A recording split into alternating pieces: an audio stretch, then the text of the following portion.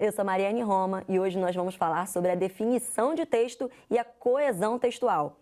Só que vai ser de um jeito um pouquinho diferente. Eu vou trazer uma questão, em seguida algumas alternativas e você vai ter que definir qual é a resposta correta. Só que para me ajudar nesse assunto, eu conto com a presença do Luiz Cláudio Dallier, que é doutor em educação. Seja muito bem-vindo, professor. Obrigado, Mariane. Bom, professor, vamos então à primeira pergunta. O texto é um todo organizado que produz sentido. Aceitar essa afirmação traz que implicação para a leitura e a produção textual? Alternativa A. Deve-se basear a leitura em fragmentos e partes isoladas do texto sem levar em conta o contexto. Alternativa B. É necessário desconsiderar como texto aquelas produções muito curtas, de apenas uma única palavra, como no exemplo em que alguém grita "fogo" diante de um princípio de incêndio. Alternativa C.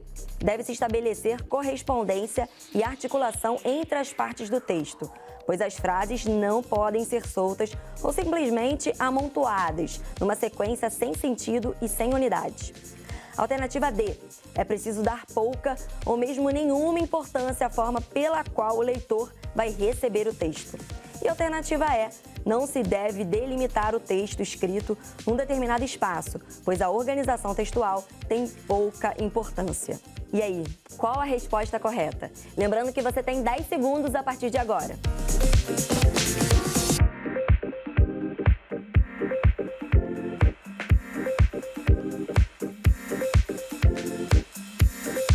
E aí, professor, conta pra gente qual a alternativa correta. Gente, a alternativa correta é a letra C. Por que a letra C? Quando a gente diz que o texto é um todo orgânico que produz sentido, tem pelo menos 3 termos aí que a gente precisa prestar atenção a eles. O texto é um todo, ele é orgânico e ele faz sentido. Então, quando eu digo que o texto é um todo, é porque ele tem começo, meio e fim. Não importa a extensão do texto. O texto pode ser uma única frase, o texto pode ter vários parágrafos, o texto pode ser curto, ele pode ser médio em sua extensão, ele pode ser muito longo, mas ele tem que ser um todo. Então, ele tem começo, meio e fim. Mas pode ser uma única palavra? Sim, se essa palavra, num determinado contexto, faz sentido. Por exemplo, quando eu grito fogo, e as pessoas entendem que aquela minha frase, com uma única palavra, aquela exclamação, é um tipo de alerta, de aviso para as pessoas saírem do lugar, porque há um princípio de incêndio, eu posso dizer que fogo, nesse caso, não é só uma palavra, não é só uma frase, é um texto. Então, ele forma um todo. Por quê? Porque dentro daquele contexto ele faz sentido.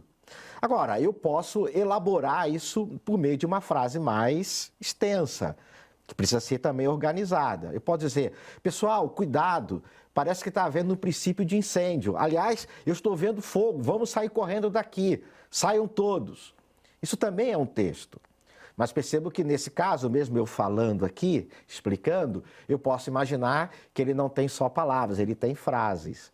Então, quando eu tenho começo, meio e fim, as coisas fazem sentido, ou seja, eu tenho um texto que é delimitado, ele produz sentido e ele é orgânico. O que significa ser orgânico? As suas partes estão bem relacionadas. Eu tenho, então, um texto. Qual é a implicação disso para a leitura e para a escrita? Quer dizer o seguinte, quando eu leio um texto, se ele não é um amontoado de palavras e frases, se ele não é uma coisa assim baralhada que eu vou juntando, mas ele é um todo, ele tem começo, meio e fim, ele é orgânico, as suas partes estão relacionadas e ele faz sentido, então a minha leitura deve respeitar a organização daquele texto. Então eu vou lê-lo do começo, passando pelo seu meio, chegando ao seu fim. Seja uma frase, seja um parágrafo, ou seja uma reunião de parágrafos, ou seja, um texto mais extenso. Na escrita, eu também vou ter alguns cuidados. Quando eu escrevo, eu preciso organizar a minha mensagem, de tal forma que o texto seja delimitado. E as pessoas, quando lerem o que eu escrevi, percebam onde eu comecei, como que eu desenvolvi e onde eu termino. E essas partes têm que estar bem relacionadas. E tudo isso tem que fazer sentido. Por isso, Mariane, a resposta correta é a letra C. Perfeito, professor, muito bem explicado. Agora vamos para a segunda pergunta. Vamos lá. Na coesão textual, tratamos também da relação entre as frases em um texto.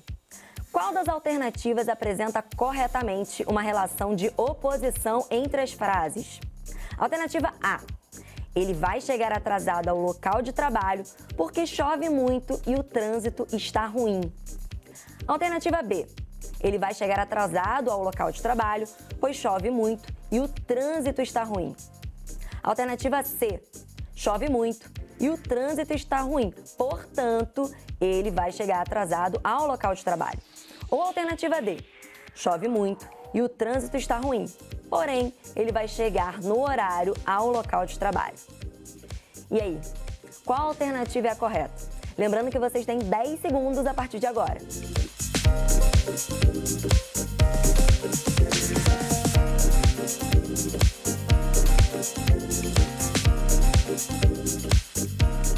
E aí, professor, conta pra gente qual é a resposta certa. Letra D, D de dado. E a gente precisa, explicando a resposta correta, olhar também, Mariane, as alternativas incorretas. Porque essa questão, ela apresenta um tema muito importante, que é o da coesão textual. A coesão tem a ver com a articulação entre as partes do texto. E eu posso também até olhar de maneira mais restrita a coesão dentro de uma frase. Então, quando eu relaciono uma parte da frase com outra parte e eu retomo a primeira parte, eu posso fazer isso de maneira adequada, coerente, mantendo uma boa articulação. Isso é coesão textual. Quando eu passo de um parágrafo para outro e eu faço uma articulação entre os dois parágrafos, isso também tem a ver com coesão textual. Mas na nossa questão, isso é mais simples de perceber, porque nós colocamos não parágrafos extensos, cheios de períodos e frases, mas nós colocamos de maneira bem mais sucinta, para ajudar o pessoal a entender. Então, a letra D diz assim, ó, chove muito e o trânsito está ruim, porém, ele vai chegar no horário ao local de trabalho. Eu tenho duas orações aqui. A primeira oração diz o seguinte, chove muito e o trânsito está ruim. Na verdade, eu tenho até duas, né? Que chove muito e o trânsito está ruim. E elas estão relacionadas com uma outra oração, que é, ele vai chegar no horário ao local de trabalho. Mas eu tenho uma ideia de oposição, porque olha só, se o trânsito está ruim, porque está chovendo muito, eu imagino que a pessoa vai se atrasar. Está engarrafado, está chovendo, aquela luta para chegar no trabalho. Com certeza. Então, o natural, o normal, seria chegar atrasado. Quando eu digo, porém ele vai chegar no horário, o chegar no horário se opõe a uma informação que eu estou dando, de que está chovendo muito e o trânsito está ruim. Essa oposição, ou seja, eu vou chegar no horário e existe um trânsito ruim e muita chuva, essa oposição entre essas duas situações é feita com o porém. Eu poderia usar o mais, poderia usar o no entanto, poderia usar o entretanto para fazer essa oposição. Então, quando eu digo, está chovendo muito, o trânsito está ruim, porém ele vai chegar no horário ao trabalho, como eu espero, né, a expectativa é que ele chegue atrasado, mas eu digo que ele não vai chegar, então há uma oposição. E eu marco a oposição usando porém, usando mais, usando no entanto. Então, nesse caso, eu tenho uma relação de oposição. Nas outras alternativas, eu tenho outro tipo de relação. Então, por exemplo, se eu digo, olha, está chovendo muito, o trânsito está ruim, portanto, ele vai chegar atrasado, portanto, ele não vai chegar no horário, é uma relação de conclusão. Ó, o trânsito está ruim, está chovendo muito, o que eu concluo? Que ele vai chegar atrasado. Como é que eu marco a relação de conclusão? Eu posso usar um portanto, eu posso usar o logo, né? Então, está chovendo muito, o trânsito está ruim, logo ele vai chegar atrasado ao trabalho. Posso usar o pois, só que o pois eu uso de uma maneira um pouquinho diferente. Eu digo assim, ó, está chovendo muito, o trânsito está ruim, ele chegará, pois, atrasado ao trabalho. Tá? Eu posso também fazer outras relações. Mas eu queria só exemplificar essa da conclusão para mostrar por que a letra D está correta, porque ela é a única que faz essa relação de oposição. E eu posso fazer a relação de oposição usando o porém, o no entanto, o entretanto. Há uma outra forma também de fazer. Eu posso dizer ou escrever da seguinte maneira: olha, apesar de estar chovendo muito, apesar do trânsito estar ruim, ele vai chegar no horário. Embora o trânsito esteja ruim, esteja chovendo demais, ele vai chegar no horário. O embora, o apesar de, o ainda que, também fazem uma relação de oposição. Só que no gramatiquês, que eu não vou entrar aqui, a gente tem uma outra situação, tá? Do ponto de vista gramatical. Mas a ideia de oposição é a mesma. O que importa nisso tudo? É que eu estou fazendo uma articulação com coerência, né, de forma adequada, e mostrando que a coerência existe. Por quê? Porque eu mostrei que, apesar da expectativa ser de chegar atrasado, eu digo lá, porém, ele vai chegar no horário, tá? Seria incoerente se eu dissesse assim, ó, está chovendo muito, o trânsito está terrível, por isso mesmo ele vai chegar no horário. Aí é incoerente, né? Porque eu não deveria concluir isso. Não tem uma relação de causa e efeito, o trânsito ruim e chegar no horário. Portanto, a única relação possível, quando eu digo, ó, tá chovendo de canivete, tá demais o trânsito, a relação possível é que a pessoa imagine que a outra vai chegar atrasada. Se isso não ocorre, é uma oposição. Eu tenho que deixar isso bem marcado. Ó, tá chovendo canivete, o trânsito tá terrível. Porém, uma coisa aconteceu que eu não sei o que é, porém, ele vai chegar no horário, tá bom? Então, repetindo aqui para vocês, o importante nessa questão é a gente entender que a coesão textual tem a ver com saber articular as partes do texto, saber articular as orações, as frases entre si. E essas articulações têm que ter ideias, né, que façam sentido. E quando eu retomo um termo e eu não fico repetindo a mesma palavra toda vez, isso também é coesão textual, é uma boa articulação. No caso da questão, a gente chamou a atenção para a relação entre as ideias, a relação de oposição. Mas tem outras relações de condição, de conclusão, de causalidade, por aí em diante. Espero que você tenha compreendido, hein? Com toda certeza. Dúvida sanada com sucesso e vamos à próxima pergunta. As revendedoras de automóveis estão utilizando diversas estratégias para atraírem mais clientes. Elas, porém, não renunciaram às suas margens nas vendas. Qual é a finalidade do uso do pronome elas no texto? Alternativa A: evitar a repetição do termo as revendedoras de automóveis. Alternativa B: estabelecer uma relação de oposição no texto. Alternativa C: introduzir uma informação dispensável ao texto. Ou alternativa D: transmitir informações progressivas e de causalidade. E aí, essa tá difícil. Qual resposta é a correta? Lembrando que você tem 10 segundos a partir de agora.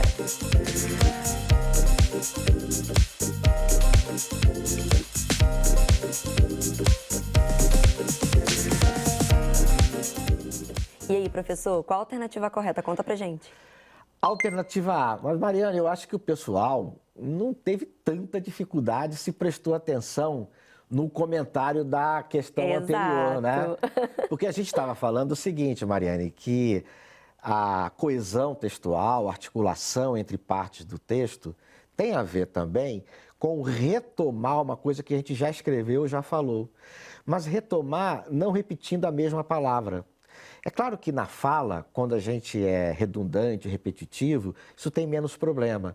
Principalmente se é num bate-papo, numa conversa, numa situação mais informal, porque a oralidade tende à redundância, tende também à repetição. Quando eu escrevo, eu devo ter cuidado, até porque o texto geralmente deve ser conciso, eu não devo abusar da paciência do meu leitor. E há uma certa elegância quando eu evito uma repetição desnecessária de uma mesma palavra, de um mesmo termo. Então, em vez de eu repetir toda vez revendedoras de automóveis, eu posso retomar a expressão revendedoras de automóveis de algumas formas. Na resposta correta, nós usamos o pronome elas, né? Então, elas esse pronome se refere a revendedoras de automóveis. Mas eu poderia usar um outro termo, um sinônimo, uma palavra para substituir. Eu poderia usar lojas, né? Uma revendedora de automóveis é uma loja.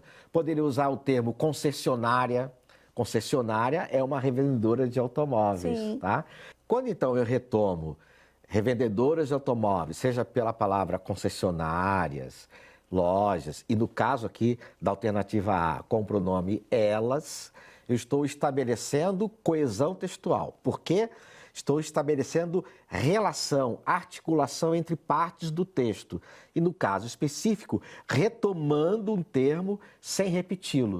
Ou seja, sem usar as mesmas palavras. Aqui, no caso, usando um pronome. A gente chama isso de coesão referencial. O importante não é você gravar o nome desse tipo de coesão, mas é você saber fazer.